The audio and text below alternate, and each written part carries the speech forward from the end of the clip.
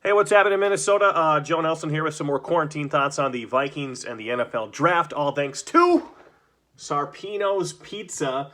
I had that over the draft weekend. It is amazing gourmet-style pizza. You can get it anywhere throughout the Twin Cities metro area, all over the place. It's just delicious. I hadn't had it before, actually, and it was amazing, so I'll definitely be going back. Anyway, I've got 5 things that I loved about days 2 and 3 of the draft.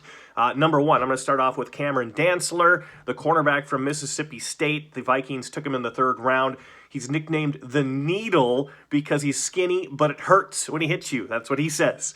Some say he fell in the draft because of a slow 40-yard dash at the combine, but his pro day, I can tell you this, there's video of him running in 4.38 seconds, so that's a very fast 40. Plus, he's tall. He's a shutdown corner potentially, as evidenced by his game against LSU, the national champs this year. He shut down Jamar Chase, who led the nation with 20 receiving touchdowns and will probably be a top 10 pick in next year's draft. I tell you what, Cameron Dantzler is somebody to be excited about, especially the way Mike Zimmer's been able to develop quarterbacks over his coaching career in the NFL.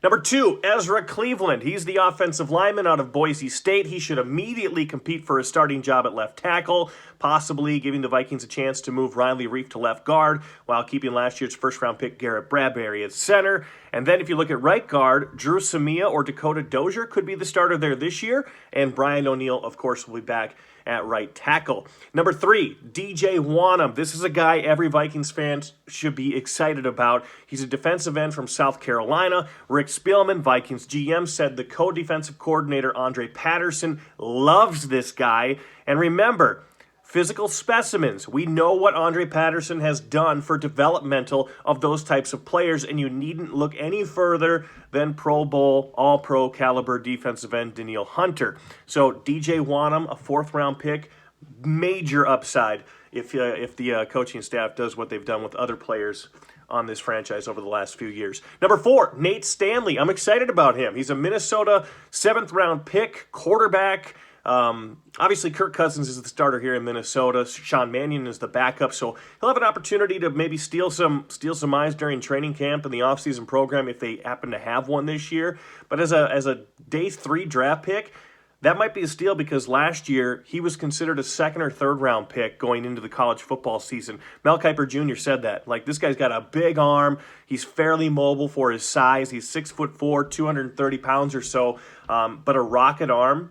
And he'll have a chance to sit back and relax and learn at the NFL level for a few years. You never know. Maybe a steal there from the University of Iowa. Plus, he's kind of a local guy from Menominee, Wisconsin. And number 5, what I loved about the Vikings draft on the days 2 and 3 is Michigan State edge rusher Kevin Willis. He's a freak athlete. He earned All-America honors for Michigan State. If you haven't seen his athleticism on video, please do yourself a favor and check out our story on BringMeTheNews.com. You can find it in the sports section. Big thanks to Sarpino's Pizza for providing that draft weekend food for me and my family.